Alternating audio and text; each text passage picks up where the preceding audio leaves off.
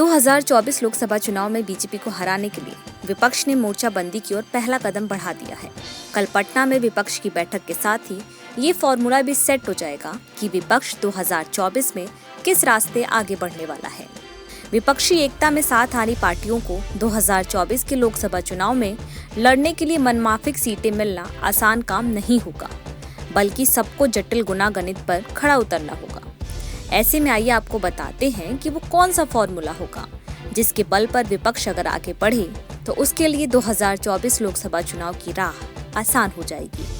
1977 वाला फॉर्मूला ऐसा वैसा नहीं है, बल्कि इसे एक बार 1977 में आजमाया जा चुका है।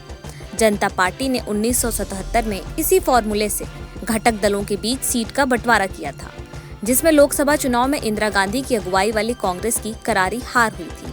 अब इसी फॉर्मूले को 2024 के चुनाव में नरेंद्र मोदी के अगुवाई वाली बीजेपी के खिलाफ भाजपा विरोधी विपक्षी दलों की गोलबंदी में अमल लाने की योजना है।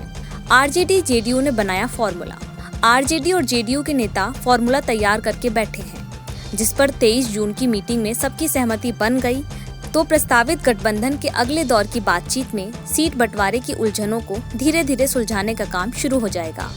नए गठबंधन में सीट बंटवारे को लेकर सबसे ज्यादा दिक्कत उत्तर प्रदेश, दिल्ली, पंजाब, पश्चिम बंगाल में होगी, जहां अखिलेश यादव की समाजवादी पार्टी, अरविंद केजरीवाल की आम आदमी पार्टी और ममता बनर्जी की तृणमूल कांग्रेस का सबसे बड़ी विपक्षी पार्टी कांग्रेस से भी मुकाबला है। महागठबंधन के नेताओं ने कहा कि वोट परसेंटेज और जीती सीटों के फॉर्मूले के साथ आ रही पार्टियों के बीच विवाद की संभावना कम होगी और दोस्ताना सीट बंटवारे हो सकेगा। इस फॉर्मूले से कांग्रेस के साथ सरकार चला रही पार्टियों को मदद मिलेगी, साथ ही कांग्रेस से लड़ रही पार्टियों को भी सीट बंटवारे में आसानी होगी। कांग्रेस बिहार में आरजेडी जेडीयू के साथ, जबकि झारखंड में हेमंत सोरेन की जेएमएम के साथ सरकार में शामिल है।